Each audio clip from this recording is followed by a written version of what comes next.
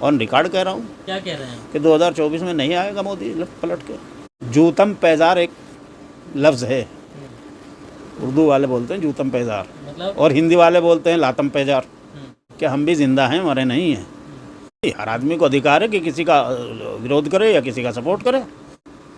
वो अपना जंग लगा हुआ कबाड़ जो है, जो 2-3 साल में कबाड़ बन जाने वाले हथियार हैं, वो सारे मोदी को बेच रहे हैं। अपने कबाड़ को जो है फ्रेश कीमत पे बेच रहे हैं।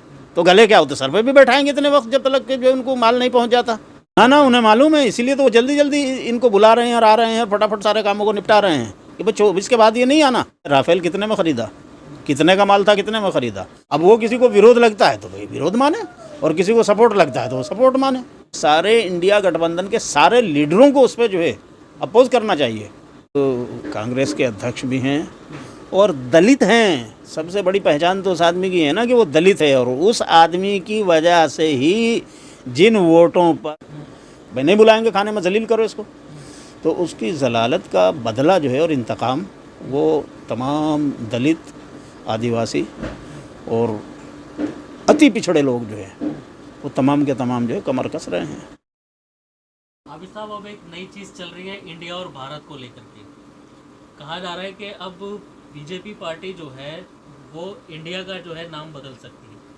किस तरह देख रहे हैं, क्या लग रहा है आपको? तो बीजेपी तो आई ही बदलने के लिए है, वो तो सभी कुछ बदल रहे हैं। मुझे तो डर ये है कि हो सकता है अपने बापों के नाम ना बदल दें वो कुछ दिनों के बाद में कि पता चला कि सारे नेताओं ने, बीजेपी वालों ने अपने पिता के नाम बदल दिए। भैया वो तो सबके नाम बदल सकते हैं, तो उसमें क्या, उनसे कोई बात तो है नहीं, बदल देंगे, उनकी मर्ज़ी। अभी पावर उनके पास है, तो पावर का फ़ायदा उठा करके कुछ भी बदल लो। नहीं, विपक्ष ने जो इंडिया अलायंस बनाया है ये अपना, जब नोट बदलवा रहे थे नरेंद्र मोदी, तो आपने भी देखा होगा सोशल मीडिया पर कितने जोक चल रहे थे कि भाई ऐसा ना हो लोगों की बीवियाँ ना बदलवा दें, कि एक दिन आए अचानक और ऐलान कर दें कि साहब आज रात के 12 बजे से जो है सबकी पत्नियाँ जो हैं वो पुरानी कैंसिल, अब नई लानी पड़ेंगी सबको। तो भैया मोदी को जो है इस तरह के स्टंट करने में तो पूरी महारत हासिल है, और उसे पता है बेचारे को कि भाई अब जो है 2024 के बाद इस रहना नहीं है, तो जो करना है वो अभी कर गुजरो। वो कर रहे हैं जो कुछ उनके बस का। उन्होंने तो बोल दिया है कि अगली बार 24 में फिर आ रहा हूँ मैं। तो वो तो आप, अभी आपने सुना नहीं 15 अगस्त पे? वो तो भक्तों को, वो तो अनभक्तों को काम पे लगाए रखने के लिए कहा है, वरना खूब जानते हैं कि अब ये सपना जो है कभी पूरा होने वाला नहीं है। घोसी में हार हो गई इसलिए आपको लग रहा है नहीं, क्या? मैं घोसी में नहीं, मैं तो, आपको याद होगा, मैं तो 3 साल से पिछले ये बात कह रहा हूँ जब लोगों की समझ में नहीं आती थी। मैं पिछले 3 साल से मुसलसल ये बात कह रहा हूँ, आप अपनी कई वीडियोज़ में उठा करके देख सकते हैं, ऑन रिकॉर्ड कह रहा हूँ क्या कह रहे हैं? कि 2024 में नहीं आएगा मोदी पलट के। गारंटी दे दी है, पूरी पक्की आ रहे हैं? मैं कह रहा हूँ, मैं भी गारंटी दे रहा हूँ। मोदी की गारंटी तो ये होती है कि साहब वो 70,000 करोड़ के घोटालेबाज हैं, मोदी की गारंटी है कि एक को जेल में डालूंगा, और पता चला तीसरे दिन जो है वो कैबिनेट में आ जाते हैं और उप मुख्यमंत्री बन जाते हैं। तो मोदी की गारंटी तो ये होती है, लेकिन हम भी गारंटी दे रहे हैं आपको। आप क्या गारंटी दे रहे हैं कि मोदी नहीं आएगा? नहीं आएगा, इंशाल्लाह नहीं आएगा। आ रहे हैं मोदी जी, आ रहे हैं। नहीं आ रहा है, यही तो है भाई। इंडिया का अगर नाम आप जर्नलिस्ट हैं और आप जो है चीज़ों को इतना नहीं पढ़ सकते कि भाई अब से 1 साल के बाद या 2 साल के बाद क्या होने जा रहा है और उसका रिज़ल्ट फिर क्या होना है, तो फिर मैं समझता हूँ कि ठीक है, बस फिर आप पत्रकारिता ऐसी करते रहिए कि साहब वहाँ एक्सीडेंट हो गया, वो इतने मर गए, इतने जी गए, इतने फला जगह मीटिंग हो गई, इतने लोग शरीक हुए। मोदी मोदी कर रहे हैं। अरे तो मोदी मोदी वो करते रहेंगे, वो हारने के बाद भी करते रहेंगे। भाई बीजेपी है वो, बीजेपी में मोदी ने इस वक्त तो कब्ज़ा किया हुआ है, इस वक्त तो आधे से ज़्यादा बीजेपी मोदी मोदी कर रही है। लेकिन जो लोग बीजेपी के अंदर भी जो है शुरू हो गया वैसे काम। क्या काम शुरू हो गया? जूतम पैजार एक लफ्ज़ है, उर्दू वाले बोलते हैं जूतम पैजार मतलब और हिंदी वाले बोलते हैं लातम पैजार। तो वो शुरू हो गया वहाँ भी। कई लोग जो है उन्होंने दिखा दिए हैं तेवर कि हम भी ज़िंदा हैं, मरे नहीं हैं। ऐसा नहीं कि मोदी ने अगर पूरी पार्टी को कैप्चर कर लिया था दौलत के और अकड़ के और ब्यूरोक्रेसी के बलबूते पर, तो ऐसा नहीं है कि दूसरे जो साथ के लोग थे वो सब मर गए। वो ज़िंदा हैं और उनमें जान भी है, उन्होंने ये साबित किया है अभी हाल में भी कई कई जगह। तो अंदर भी शुरू हो गया काम और बाहर तो जाहिर सी बात है वो जाना ही जाना है, उसमें मसला नहीं है। नहीं तो आपको इसलिए ऐसा लग रहा है क्या कि कांग्रेस आ रही है, इंडिया गठबंधन जीत रहा है, इसलिए बीजेपी से इधर आने के लिए लोग इंडिया गठबंधन नहीं भी बनता तब भी मोदी को अब की बार जो है मेजॉरिटी नहीं मिलने वाली थी। एक अकेला सब पे भारी होने जा रहा है। मैं जो बता रहा हूँ कि अगर इंडिया गठबंधन नहीं भी बनता, इंडिया गठबंधन नहीं भी बनता, सारी पार्टियां ये अलग अलग भी लड़ती, तब भी मोदी की बीजेपी को, मोदी की नेतृत्व वाली बीजेपी को मेजॉरिटी नहीं, सिंगल मेजॉरिटी नहीं मिलने जा रही थी जैसे पहले मिली थी। सीटें कम पड़ती और कम पड़ती तो फिर जो है ये होता कि मोदी नहीं चलेगा, अब जो है चेहरा दूसरा लाना पड़ेगा। मुसलमान तो पूरा सपोर्ट कर रहा है बीजेपी को, पता नहीं आप क्यों हर बार कहते हैं कि बीजेपी नहीं आ रही, बीजेपी नहीं आ रही। नहीं तो मुसलमान करना भी चाहिए सपोर्ट। लोकतंत्र में नहीं, हर आदमी को अधिकार है कि किसी का विरोध करे या किसी का सपोर्ट करे, ये तो हर आदमी का अधिकार है ना भाई। तो जो मुसलमान सपोर्ट कर रहे हैं वो कौन से मुसलमान हैं? तो वो भी मुसलमान हैं, वो जैसे भी होंगे वो जाने हैं भैया। जिसको जहाँ अच्छा लग रहा है वो वहाँ कर रहा है। कोई किसी को अपनी पसमानदगी दूर करने के लिए लगा हुआ है, कोई जो है पसमानदगी के साथ में जो है कुछ और दूर करने के लिए लगा हुआ है। तो जहाँ जिसका काम लगा हुआ है। मुसलमानों पे निशाना बना रहे क्या? नहीं, मैं तो समझता हूँ कि पसमानदा रहेंगे ही नहीं वो। जब वो मोदी जी के चरणों में चले गए तो फिर कहाँ पसमानदा रहे? कहाँ चले जाएंगे? अरे भाई, अडानी वहाँ, मोदी वहाँ, तो वहाँ तो अंबानी वहाँ, तो वहाँ रह कर के फिर कहे कि पसमानदगी, वहाँ तो पसमानदगी दूर करने के लिए तो गए हैं वहाँ पे। तो भाई वहाँ जा कर के पसमानदगी दूर हो जाएगी, तो पसमानदा कहाँ रहेंगे वो तो आप देख लीजिएगा 2-3 साल के बाद सारे जो है वो फॉरवर्ड हो जाएंगे। तो क्या इंडिया का नाम बदल के भारत हो जाएगा? कुछ भी कर सकते हैं, मोदी साहब की मर्ज़ी है साहब। इस वक्त तो देखिए हिंदुस्तान जो है वो उनकी लिमिटेड कंपनी बना हुआ है, वो जो चाहे जहाँ चाहे बदलें, उठाएं, तोड़ दें, बनाएं, रख दें, ना रखें, बेच दें, किराए पे दे दें या मुफ्त में किसी को गिफ्ट दे दें, मर्जी है उनकी। भाई केतली में पहले स्टेशन पर खड़े होकर चाय बेचते थे बेचारे, अब जो है सोने चांदी के बर्तनों में खा करके वो हसरतें पूरी कर रहे हैं। G20 की मेज़बानी कर रहे हैं। हाँ, G20 की मेज़बानी करके वो अपनी हसरत जो है वो कि साहब पहले पुराने राजे रजवाड़ों की कहानियाँ किस्से तो आपने सुने होंगे ना, कि पुराने राजे रजवाड़े जो हुआ करते थे कि उनके यहाँ सोने चांदी के बर्तन हुआ करते थे, उनमें वो खाया करते थे। तो मोदी जी भी जो है अपने आप को उन्हीं के बराबर करने के लिए अब G20 के बहाने से जो है एक दिन तो कम से कम यार सोने चांदी के बर्तन में खा लें। देश के लिए गौरव की बात है, आपको इतना ऐसा क्यों लग रहा है? देश के लिए गौरव की बात हो ना हो, मोदी के लिए ज़रूर गौरव की बात है कि साहब मोदी जो है वो सोने के चम्मच और चांदी की प्लेट में खाना खाएंगे, तो ये तो मेहमानों को खिला रहे ना। हाँ, तो वो मेहमानों को मालूम है कि मोदी की औकात कितनी है, अच्छी तरह से मालूम है। गले मिल रहे हैं सब। हाँ, गले इसलिए मिल रहे हैं ना कि अपना कबाड़ा बेच रहे हैं मोदी के जरिए भारत को। वो अपना जंग लगा हुआ कबाड़ जो है, जो 2-3 साल में कबाड़ बन जाने वाले हथियार हैं, वो सारे मोदी को बेच रहे हैं। अपने कबाड़ को जो है फ्रेश कीमत पे बेच रहे हैं, तो गले क्या होते सर पे भी बैठाएंगे इतने वक्त जब तक कि जो उनको माल नहीं पहुंच जाता। वो लोग बिजनेसमैन हैं, वो जानते हैं दुनिया में बिजनेस करना। उन्हें पता है कि किस तरह से किस मुल्क से, उन्हें पता है कि मोदी की कमज़ोरी है कि इनको ज़रा सा जो है, अरे साहब आइए आइए मोदी, अरे बस हो गया काम। अब चाहे मोदी को ख़रीद लो, देश को ख़रीद लो, कुछ भी कर लो, मोदी को तो बस अपना वो चाहिए। वो भी जानते हैं ना 24 में फिर दोबारा मोदी जी प्रधानमंत्री। ना उन्हें मालूम है, इसीलिए तो वो जल्दी जल्दी इनको बुला रहे हैं और आ रहे हैं और फटाफट सारे कामों को निपटा रहे हैं कि भाई 24 के बाद ये नहीं आना। 24 के बाद अगर कोई आया तो ऐसा भी आ सकता है कि जो इस तरह की सौदे ना करे, बल्कि देश के स्वाभिमान को और देश के माल दौलत को बहुत ही सोच समझ करके खर्च करे और बहुत सोच समझ करके जो है मामला तय करे, लोगों से मायदे करे लेने के देने के। तो सारे ऐसे ही थोड़ा ही होंगे अनपढ़ कि भाई बस मेरी वाहवाही कर दी किसी ने, ज़रा सा चढ़ा दिया चने के झाड़ पे और साहब लुटा दिया, ले जाओ जी माल ले जाओ, कोई बात नहीं। बड़े बड़े आरोप लगा रहे हैं आप। नहीं तो आरोप क्या लगा रहा हूँ, तो आपके सामने राफेल कितने में ख़रीदा, कितने का माल था, कितने में ख़रीदा। अब अमेरिका से जो जंगालूद वो जो सारा कबाड़ ख़रीदा गया है, आप देख लीजिएगा उसकी क्या उसका इस्तेमाल होगा और क्या उसकी वैल्यू रहेगी। मतलब G20 से कोई फ़ायदा नहीं पड़ेगा। G20 एक दूसरी चीज़ है। G20 जो ग्रुप बना था, ये तो बना था 2004 के आसपास, बल्कि 2000 ही में मेरे ख्याल से इसकी शुरुआत हो गई थी, 1998-99 से। तो होते होते ये तो इसलिए बनाया गया था कि दुनिया 5-7 मुल्कों ने, 7 या 8 मुल्कों ने शुरू किया था। कुछ लोग कहते हैं 8 ने किया था, लेकिन मुझे ऐसा याद पड़ता है कि शुरू में 7 थे, फिर वो 8वां जो है एक हो गया था उसमें कोई। तो ये शुरू हुआ था कि इसलिए कि भाई अपने फाइनेंशियल हालात पर, मामलात पे जो है बैठ करके आपस में एक दूसरे का सहयोग करके हम अपनी कंडीशन को बेहतर बनाए रखें। क्योंकि उस वक्त दुनिया की इकोनॉमी बैठ रही थी, तो उस बैठती हुई इकोनॉमी में अपने आप को कैसे संभालना है, एक दूसरे का सहारा बनकर, सहारा दे के लेके, तो उस तरह से वो उस मकसद के लिए फिर उसमें जो है थोड़ा थोड़ा सा उन्होंने इजाफा किया, ग्रुप बड़ा करते गए।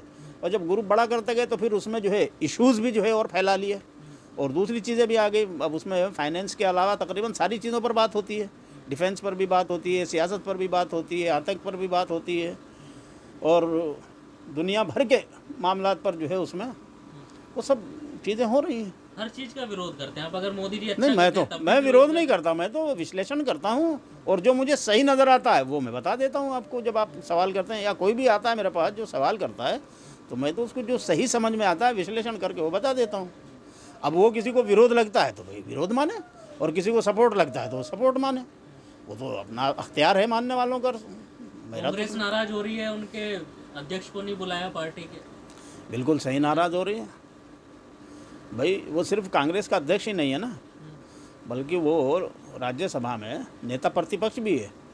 तो नेता प्रतिपक्ष को आप नहीं बुलाएं और स्टेट के जो है चीफ मिनिस्टर्स को बुलाएं, बिजनेसमैन्स को बुलाएं, और मोदी साहब की चमचागिरी करने वाले छोट भाइयों को बुलाएं, तो जाहिर सी बात है कांग्रेस को बिगड़ना चाहिए। और कांग्रेस ही को नहीं, बल्कि मैं तो समझता हूँ कि चूँकि कांग्रेस इस वक्त इंडिया गठबंधन के साथ में है और बड़ी पार्टी है उसकी, मैं समझता हूँ कि सारे इंडिया गठबंधन के सारे लीडरों को उस पर जो है अपोज करना चाहिए, और गवर्नमेंट के ख़िलाफ़ जो है उस पर अपना एहतजाज करना चाहिए।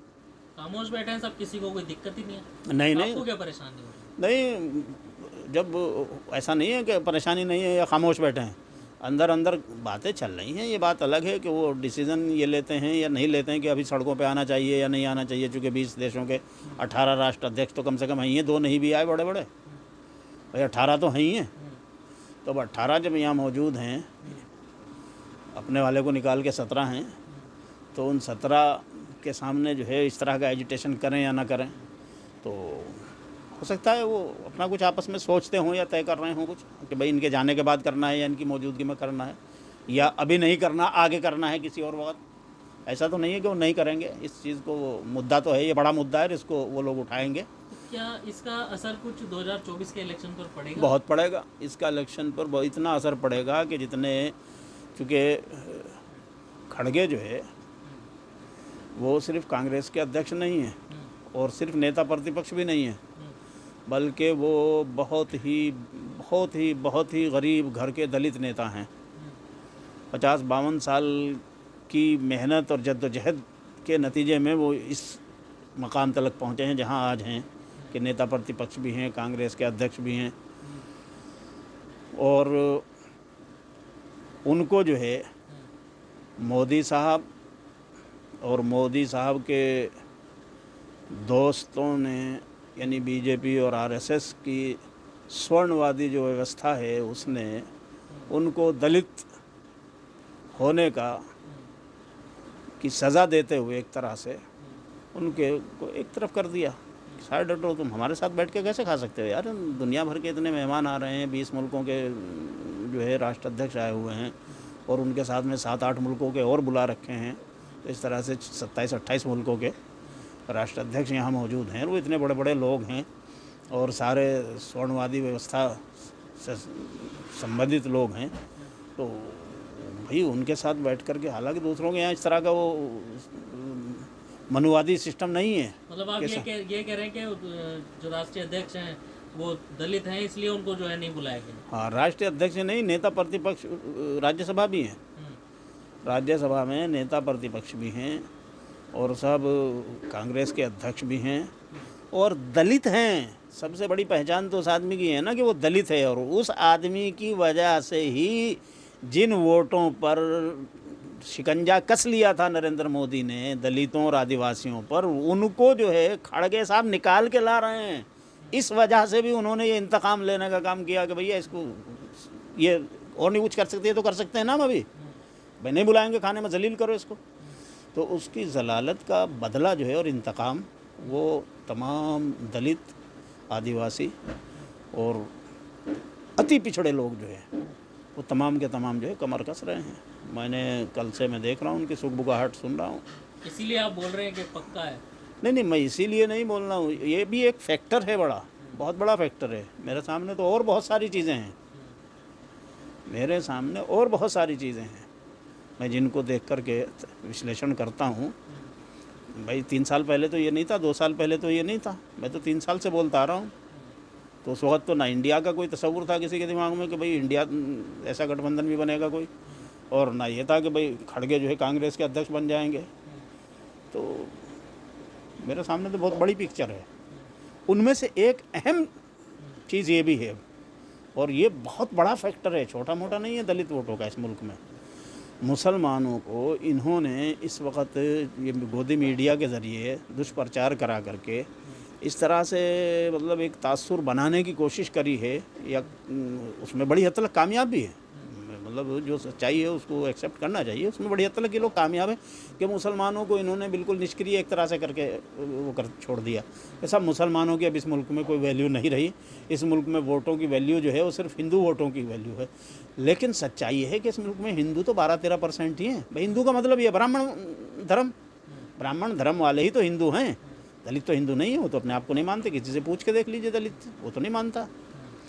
और कम्युनिटी वाइज अगर आप देखते हैं, सिख हिंदू नहीं है, वो अपने आप को नहीं मानते, जैन हिंदू नहीं है, लेकिन रीति रिवाज बौद्ध हिंदू नहीं है। नहीं, देखिए रीति रिवाज तो बहुत सारे हमारे यहाँ भी है। बारात उनके यहाँ जाती है, हमारे यहाँ नहीं जाती क्या बारात? भाई हिंदुओं में, जबकि अरबों में तो कहीं बारात नहीं जाती। बताओ मुझे कौन से मुस्लिम मुल्कों में जो है अरबों में बारात जाते हैं का तस्वुर है शादी ब्याह में? लेकिन हमारे यहाँ हिंदुस्तान में, पाकिस्तान में, बांग्लादेश में, जो मतलब हमारा ये खित्ता है, इसमें जो है बारात जाती है। तो ये रीति रिवाज तो हमारे पास भी हैं बहुत सारे। बात रीति रिवाज की नहीं है, बात यह है कि धार्मिक तौर पर बौद्ध हिंदू नहीं है, ईसाई हिंदू नहीं है, सिख हिंदू नहीं है, जैन हिंदू नहीं है, पारसी हिंदू नहीं है। लेकिन ये तो सबको अपना हिंदू हिंदू करके जो है अपना धुप्पल लोगों को धोखा देने के लिए 80% हिंदू, 85%। बिल्कुल नहीं, झूठ है। 12% है हिंदू, 12% है ब्राह्मण धर्म वाले लोग, जो उसको सनातनी कह लीजिए, ब्राह्मण धर्म कह लीजिए, हिंदू कह लीजिए, जो भी है वो 12 से 15% ज़्यादा, हालांकि 12 भी नहीं है पूरे वो, लेकिन बहुत ज़्यादा झूठ बोलेंगे, प्रोपेगेंडा करेंगे। मान लिया हमने, चलो जी 15%, बाकी जो है हिंदू नहीं है इस मुल्क में। लेकिन इन्होंने बहरहाल एक धुप्पल और धोखा देने के लिए लोगों को एक, जैसे वो बाजीगर करता है ना, कि ज़रा सी चुटकी उठाए यूँ कर दिया, लोगों की नज़रबंदी कर दिया, उस तरह का खेल ये खेल। मदारी तो ही है, तो मदारी डुगडुगी बजाई और एक आइटम दिखा देते हैं। उस तरह से लोग इनके उसमें फंसे हुए हैं और वो फंस जाते थे। जी। तो मुसलमानों का ऐसा नहीं है कि मुसलमान जो है निष्क्रिय हो गया, बेअसर हो गया ना। मुसलमान का वोट अपनी जगह है और वो मुअस्सिर भी है। और जैसे आप घोसी में महसूस कर रहे हैं, ये छोटा आपको तजर्बा हुआ है, ये पूरे मुल्क में इसी तरह असर लाएगा। क्योंकि जहाँ जिन सीटों पर 5,000, 2,000, 10,000, 8,000 से सीटें हारते जीतते हैं, मुसलमानों का वोट बहुत बड़ा फैक्टर उन सीटों पर साबित होता है। मुसलमान जो है, कम से कम 100 सीटें ऐसी हैं मुल्क में पार्लियामेंट की कि उन पर जो है फैसला कुन वोट जो है मुसलमान का होता है। तो मुसलमान का वोट जिधर जाएगा वो 100 सीटें जीतेंगी। तो ये तो चूँकि इन्होंने एक ड्रामेबाजी करके, कुछ धुप्पलबाजी करके, कुछ EVM का खेल करके 19 के चुनाव में बहुत बड़ा कि सब घर में घुस के मार दिया। माना जाए 24 में नहीं आ रहा है जी। 24 में तो कोई मतलब ही नहीं बनता।